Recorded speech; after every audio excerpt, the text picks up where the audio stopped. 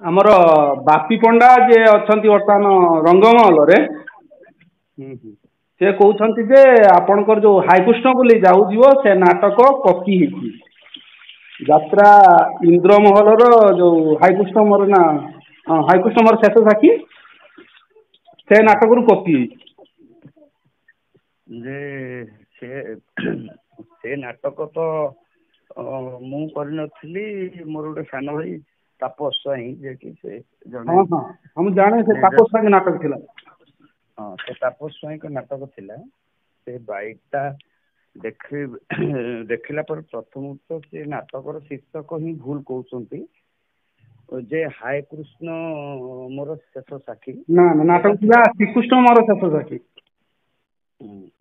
ଶ୍ରୀକୃଷ୍ଣ ମୋର ଶେଷ ସାକ୍ଷୀ ନାଟକକୁ ଯଦି ସେ ହାୟ କୃଷ୍ଣ ବୋଲି ଶେଷ ସାକ୍ଷୀ କହୁଛନ୍ତି, ତାହେଲେ ବାପି ବାବୁ କେତେ ଦୂର ସେ ନାଟକକୁ ଦେଖିଛନ୍ତି ଆଉ ସେ ନାଟକ ବିଷୟରେ ଜାଣିଛନ୍ତି ଆପଣ ସେଇଥିରୁ ଅନୁମାନ କରିପାରୁଥିବେ। ଏକ କଥା। ଦ୍ୱିତୀୟ କଥା, ସେ ନାଟକଟା ତ ସୁଟିଂ ହେଇସାରିଛି, ଏବେ ବି ଅଛି, ୟୁଟ୍ୟୁବରେ ଅଛି। ସେ ନାଟକ ବର୍ତ୍ତମାନ ମୁଁ ଯଦି ଜାଣିନଥିଲି ଏବେ ସେ ନାଟକ ଦେଖୁଥିଲି।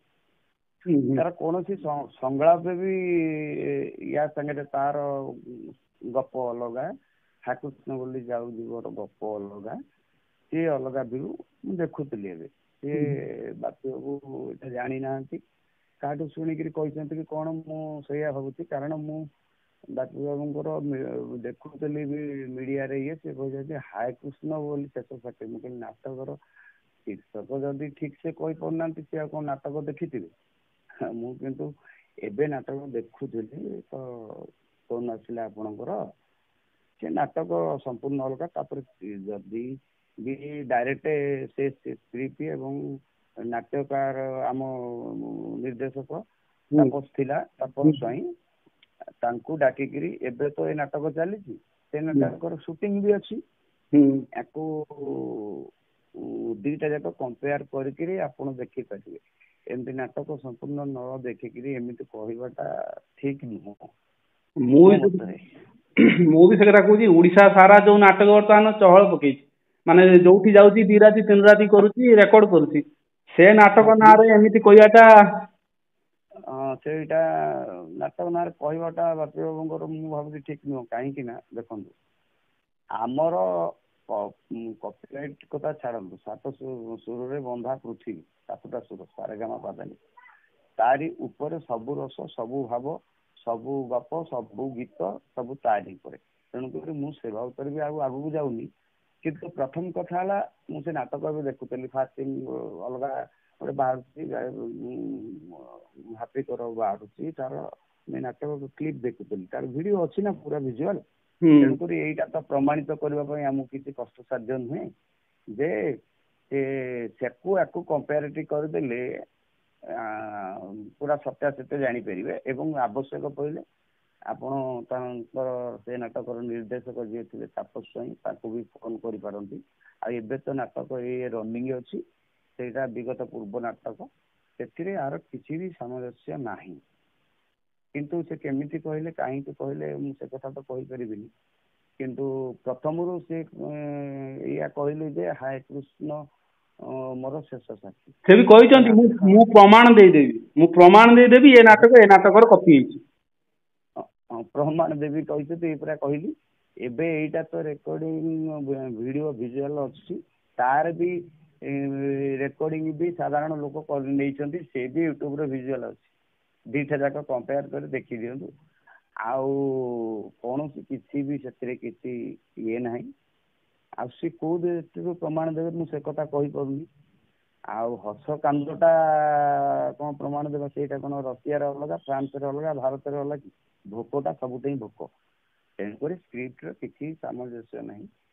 ଗୋଟେ ଦୃଷ୍ଟିରୁ କହିବାକୁ ଗଲେ ଇଏ କେମିତି କାହିଁକି କହିଲେ ସେ କଥା ଆଲୋଚନା ହେଲେ ଆମର ମାଷ୍ଟର ଆସୋସିଏସନ ମୋ ପାଖକୁ ଫୋନ କରି ଦିଟା ଆସିଲେଣି। ମୁଁ ତାଙ୍କୁ ସେଇଆ କହିଲି ଯେ ମୁଁ ତ ନାଟକ କରିନଥିଲି, ମୋ ସାନ ଭାଇଟି ତାପସ କରିଥିଲା। ତେଣୁକରି ତାପସକୁ ମୁଁ ବି ପଚାରିଲି, ସେ ବି କହିଲା କିଛି ବି ସିମିଲାର ନାହିଁ। ଯାହା ପଚାରିଲା ପରେ ମୁଁ ଦେଖିଲି ନାଟକ ଅଲଗା ଗପ, ଇଏ ଅଲଗା ଗପ, କଣ ପ୍ରମାଣ ଦେଲେ ସେ ବାପି ବାବୁ ଆମର ମାର ମିଟିଂ ବସିଲେ ଆମେ ମାଷ୍ଟର ମାନେ ଏକାଠି ହେଲେ ତାର କଣ ସେ ବାପିବ ପ୍ରମାଣ ଦେବେ ସ୍କ୍ରିପ୍ଟ ଆଣିକିରି ଆସିଲେ ଏଇଟା ବାପିବ ଚିନ୍ତା କରିବେ। କିନ୍ତୁ ମତେ ଲାଗିଥିଲା ଯଦି ବାପି ପଣ୍ଡା ଉଠେଇଥାନ୍ତେ ସାୟଦ ହେ ଈଶ୍ୱର ନମସ୍କାରର କିଛି କିଛି ମିଶୁଥିଲା ହଉଛି ହାଇକୃଷ୍ଣ ବୋଲି ଯାଉଯିବ। ସେଠି ବି ଥିଲା ବ୍ରାହ୍ମଣ ଆଉ ଚଣ୍ଡାଳ, ଏଠି ବି ସେଇ ବ୍ରାହ୍ମଣ ଆଉ ଚଣ୍ଡାଳ।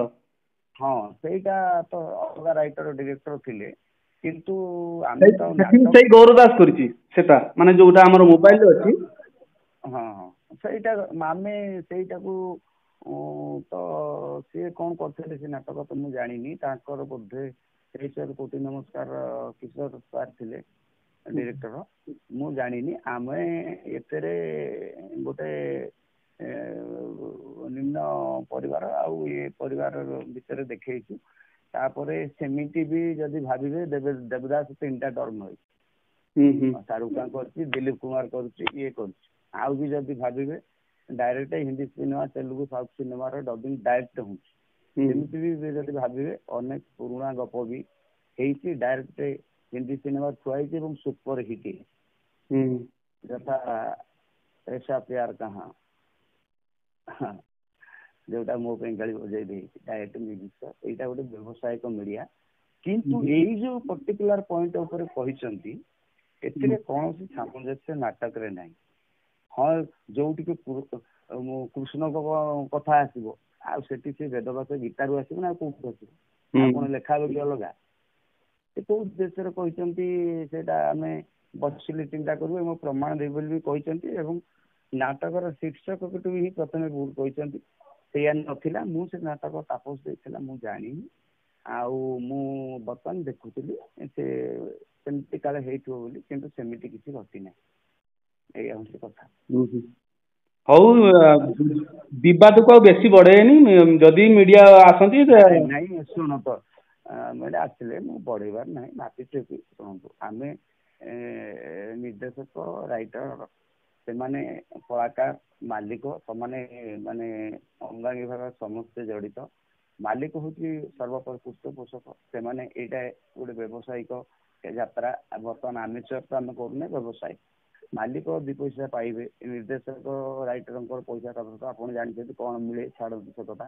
ସବୁ ପରେ ବି ଏତେ ଲେଖିକିରି ମୁଁ ତ ଏବେ କରୁଛି, ମୋ ପୂର୍ବରୁ ଯୋଉ ଗୁରୁ ମାନେ ଯାଇଛନ୍ତି ସେ ଗୁରୁ ମାନେ ବି ଆମର ସଂଘରେ ଅଛନ୍ତି, ବଡ ବଡ ଗୁରୁ ମାନେ, ତାଙ୍କରି ହାତ ତିଆରି କଳାକାର ମାନେ ସବୁ ଏମିତି କହିଲେ, ମୋ ହାତ ତିଆରି ମୁଁ କହିପାରୁନି, ମୁଁ ଏବେ ଆସିଲି, ସେ ଗୁରୁ ମାନେ ଅଛନ୍ତି। ଏମିତି କହିବାଟା, ତାପରେ ମୁଁ ବି ଜଣେ କଳାକାର ଥିଲି, ଏମିତି କହିବାଟା ଏ ମିଡିଆ ଫିଡିଆ ହବା ଦ୍ଵାରା ଏ କଥା ଗୁଡାକ ବାହାରକୁ ଆସୁଛି। ଏଇଟା ଟିକେ ଭଲ ଲାଗୁନି ଶୁଣିବାକୁ। ସେ ବାବଦରେ ମୋର ରିଆକ୍ସନ କିଛି ନାହିଁ, କାରଣ ସମସ୍ତେ ଏଠି ପେଟ ପୋଷିବା ପାଇଁ ଆସିଛନ୍ତି। ସେ କଳାକାର ହଉ, ତାଙ୍କର ଚାକିରିଟେ ଦରକାର, ପଇସା ଦରକାର, ସେ ମାଲିକ ପାଖରେ ଚାକିରି କରୁଛନ୍ତି। ରାଇଟର ଡିରେକ୍ଟର ହୁଅନ୍ତୁ, ଆମେ କାମ କରିବା ଦରକାର, ଆମ କଳା ଫୁଟେଇବା ସହିତ ମାଲିକଙ୍କ ପାଖରୁ 2 ପଇସା ହେଲେ ପରିବାର ଚଳିବ, ସେଥିପାଇଁ ଆମେ ମାନେ ବି କାମ କରୁଛୁ। କିନ୍ତୁ ଗୋଟିଏ କଥା ହଉଛି, ସବୁ ପରେ ନିର୍ଦ୍ଦେଶକ ଯେତେ ବଡ କଳାକାର ହୁଅନ୍ତୁ ନା କାହିଁକି, ବଡ ବଡ ଜଗତରେ ସେମାନେ ନିର୍ଦ୍ଦେଶକଙ୍କ କଥା ମାଗୁଥିବେ। ନିର୍ଦ୍ଦେଶକଙ୍କ କଳ୍ପନା ଚକ୍ଷୁଟାକୁ ସେମାନେ ପରିସ୍ଫୁଟନ କରନ୍ତି, ଆଉ ଜଣଙ୍କ ଆଇଡିଆକୁ ସେମାନେ ତାଙ୍କ ଆଇଡିଆଟାକୁ ଇଏ ମଞ୍ଚସ୍ଥ କରନ୍ତି, ଏଇଆ ହିଁ କଥା। କିନ୍ତୁ କୌଣସି ନିର୍ଦ୍ଦେଶକଙ୍କର ଆଇଡିଆରେ ହସ୍ତକ୍ଷେପ ବଡ ବଡ କଳାକାର ମାନେ କରିନାହାନ୍ତି।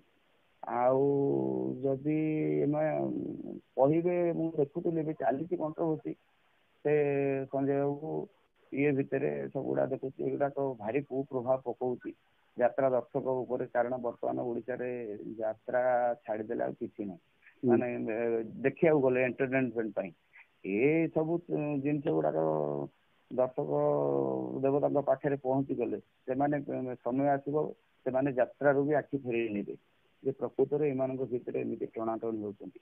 ଏସବୁ ଜିନିଷ କାରଣ ସିଜିନ ଆରମ୍ଭ ଟାଇମ ହେଲେଣି, ନାଟ୍ୟକାର ନିର୍ଦ୍ଦେଶକ ମାନେ ପ୍ରସ୍ତୁତି, ମୁଁ ବି ଏବେ ଏଡିଟିଂ କରୁଥିଲି ଶିବାନୀର ନାଟକ, ଆପଣ ଫୋନ କଲେ, ଆଉ ସମସ୍ତେ ବ୍ୟସ୍ତ ବହୁଳ ଭିତରେ ଏ ସବୁ ଜିନିଷ ମୁଣ୍ଡରେ ପଶିଗଲା ବେଳକୁ ଆଉ ବଡ ଅସୁବିଧା ହଉଛି। ଏଇଟାକୁ ସେ ସବୁ ଗୋଟେ କଣ ହେଇଛି, ଛୋଟ ଛୋଟ କଥା ପଳେଇ ଆସୁଛି, ଏଗୁଡା କିଛି ଏତେ ଗୁରୁତ୍ୱ କଥା ନୁହେଁ, ସବୁ ଆମର ଭିତରେ ସମାଧାନ ହେଇଯିବ ସବୁ। ହଉ। କଥା